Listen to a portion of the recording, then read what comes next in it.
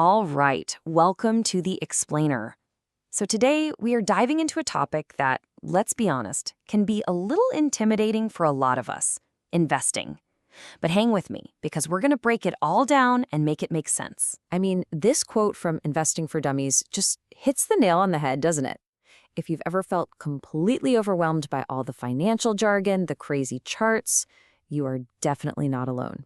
That feeling is basically universal. But here's the thing. What if I told you that underneath all that noise and complexity, the big ideas are actually pretty simple?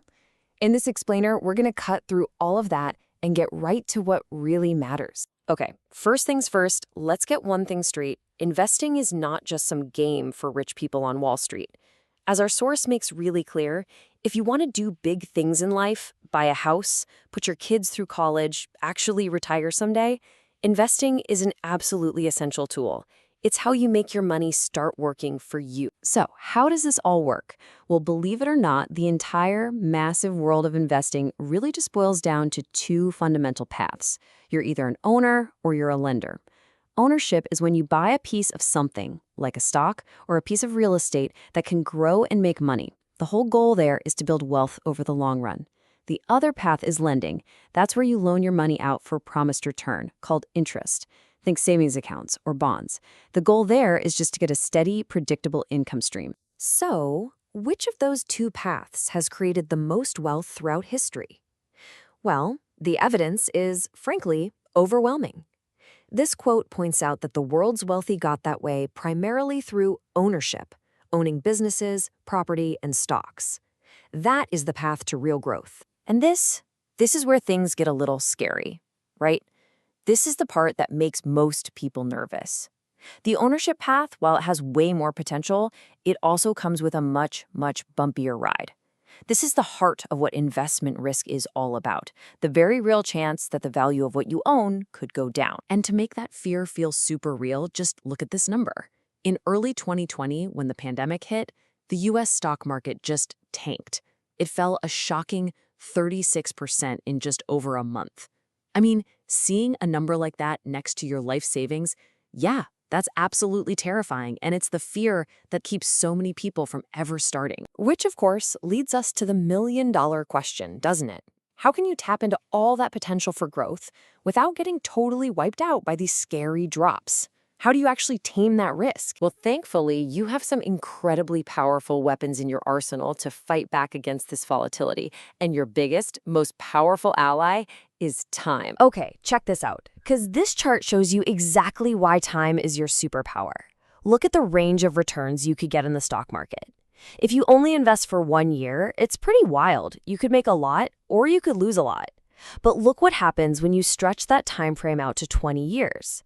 The range of outcomes gets so much tighter, and, most importantly, all of those outcomes are positive. Time literally smooths out the bumps. And that history reveals something absolutely incredible, which this quote just nails. If you had invested your money in the broad U.S. stock market and just left it alone for any 20-year period in history, you would not have lost money. Period.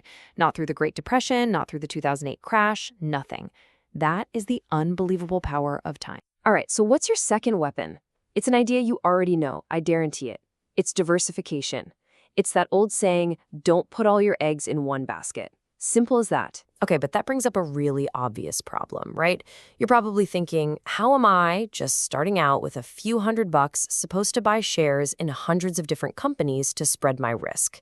It seems impossible. The answer is so much simpler than you think. You don't have to. You don't pick all those stocks yourself. Instead, you can use a tool that's basically designed to hire an entire team of professionals to do it all for you. And it's cheap and easy. And that's where these things come in. Mutual funds and exchange-traded funds, or ETFs for short. Seriously, just think of them as pre-made investment baskets. They pool money from tons of investors, like you and me, and then a pro manager takes that giant pool of cash and buys a whole diversified collection of stocks or bonds. They are literally designed to make this easy. And this is why they are such a game changer for new investors. They solve your three biggest problems all at once. First, boom, instant diversification. You buy one thing and you're immediately invested in dozens, sometimes hundreds of companies. Second, you get professional management. These are experts handling the day-to-day decisions. And third, they are incredibly accessible. You can often start with just a small amount of money, and a lot of them don't even have fees to buy them. You know, it is so easy to feel like you're behind or that other people just magically get all this stuff. But I absolutely love this quote because it's such a critical reminder. Nobody, and I mean nobody, is born a financial whiz. Every single person starts at zero. So you see, building wealth through investing isn't about some secret password or being born with a special talent. It's just about deciding to learn and then taking that first step.